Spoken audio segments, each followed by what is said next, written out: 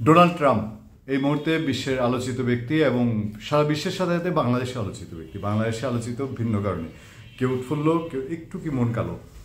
কারণ হচ্ছে Donald Trump দ্বিতীয়বার প্রেসিডেন্ট হচ্ছেন এবং ট্রাম্প প্রেসিডেন্টের দায়িত্ব নিতে নিতেই শপথ প্রায় সম্পূর্ণই বলা যায়, মানে জাস্ট আনুষ্ঠানিকতা।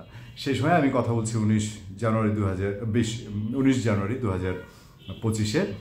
তো ডোনাল্ড ট্রাম্প দায়িত্ব নিলে কি হবে, দক্ষিণ এশিয়া আমেরিকার পলিসি কি হবে, বাংলাদেশ নিয়ে কি হবে। কারণ বাংলাদেশ নিয়ে ট্রাম্প নিজেও কথা বলছেন, অতীতেও কথা বলেছেন, এখনও তিনি বাংলাদেশ সফরের বাংলাদেশ তার কোনো রকম অ্যাক্টিভিটি সরাসরি দেখা যাওয়ার আগেই, তার ক্ষমতা গ্রহণের আগেই বাংলাদেশ নিয়ে নানান রিপোর্ট নানান দিকে হচ্ছে। সবশেষ মার্শা বার্নিকাট, বাংলাদেশে নিযুক্ত আমেরিকার সাবেক রাষ্ট্রদূত, তিনি আমেরিকার খুব গুরুত্বপূর্ণ দায়িত্বে ছিলেন। তিনি পররাষ্ট্র মন্ত্রণালয়ের ডিরেক্টর জেনারেল পদে ছিলেন। সেই বার্নিকাট সহ 3 জনকে সরে যেতে বলেছে ডোনাল্ড ট্রাম্পের দল এবং তিনি সরে যেতে বাধ্য হবেন, এটা প্রায় নিশ্চিত। কিন্তু কেন? অনেক জায়গায় অনেক প্রশ্ন। আনন্দবাজার রিপোর্ট বলছে যে বার্নিকাট, ট্রাম্প মনে করেন যে বার্নিকাট বাংলাদেশে শেখ হাসিনার যে পরিবর্তন হয়েছে, শেখ হাসিনা ক্ষমতা ছিনতে চলে গেছেন, আওয়ামী লীগের পতন হয়েছে, এর পেছনে অনেক আগে থেকেই বার্নিকাট কাজ করছেন। তার পেছনে আরেকটা গল্প আছে।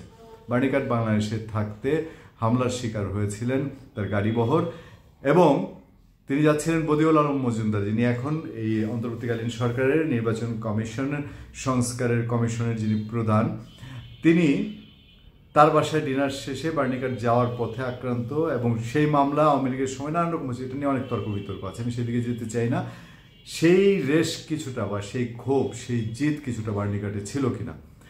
যদি সত্যি হয়ে থাকে যে বার্নিকাট শেখ হাসিনাকে ফেলে দেওয়ার পেছনে অবদান রেখেছেন, আমেরিকা থেকে, ওয়াশিংটন থেকে কলকাঠি নেড়েছেন, তাহলে ট্রাম্প সেটা অপছন্দ করছেন বলেই বার্নিকাটকে সরে যেতে বলেছেন, যেটা সংবাদ মাধ্যমের খবর, আনন্দবাজারের খবর। বলা হচ্ছে ডক্টর ইউনূসের সাথে ব্যক্তিগত সম্পর্ক ডোনাল্ড ট্রাম্পের। পাগলা ট্রাম্প, খ্যাপাটে ট্রাম্প ভুলে যাননি 2016 সালের নির্বাচনে ট্রাম্পের সঙ্গে বাংলাদেশি বংশোদ্ভূত আমেরিকা যারা ছিলেন তারা দেখা করতে গেলে ট্রাম্প বলেছিলেন যে ঢাকায় ওই যে মাইক্রো ক্রেডিটের বিজনেস করে ওই ভদ্রলোক কোথায়, মানে ডক্টর ইউনূসের কথা জিজ্ঞেস করেছিলেন। অনেকে মনে করেন সেই খুব জিদ কিছুটা কি ট্রাম্প তার মধ্যে পোষে রেখেছেন কিনা।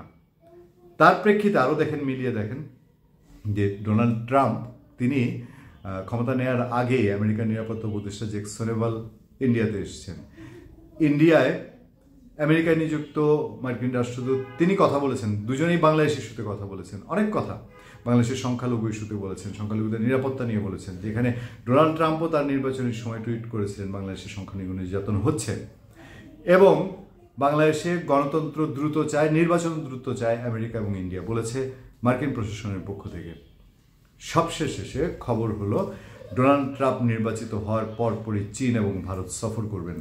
ওয়াল স্ট্রিট জার্নালের বরাদ দিয়ে বাংলাদেশের বণিক বার্তা পত্রিকায় খবরটি প্রকাশ হয়েছে। বলা হচ্ছে জানুয়ারিতে শপথ নেওয়ার পরেই মার্চের মধ্যে ডোনাল্ড ট্রাম্প দিল্লি আসবেন, বেইজিং যাবেন।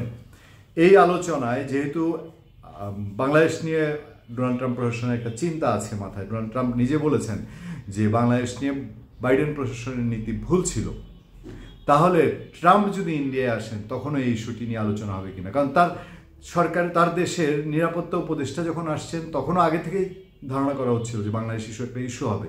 ট্রাম্প আসলেও সেরকম কোনো ইস্যু হবে কিনা সংশ্লিষ্ট মহলগুলো সেরকমই মনে করছে। যদি হয়ে থাকে তাহলে ভারত এবং আমেরিকা এখন যে একসূত্রতে কাজ করছে বাংলাদেশ নিয়ে, সেই নীতিটা কেমন হবে, তার প্রতিফলন কেমন হবে, আমরা আরেকটু যোগসূত্র খোঁজার চেষ্টা করতে পারি কিনা।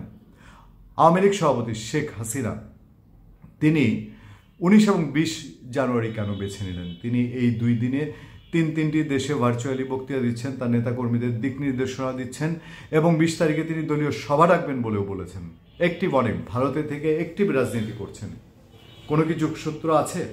ভারতের অনেক নেতা বলছেন 20 তারিখের জন্য ওয়েট করছেন তারা। 20 তারিখ তাহলে কি? দেখার অপেক্ষায়। ধন্যবাদ সবাইকে, ভালো থাকবেন, সুস্থ থাকবেন। সত্য, করুণা এবং সহনশীলতার সাথে আপনাদের সাথে সবসময় আমি আতিক রহমান পূর্ণিয়া।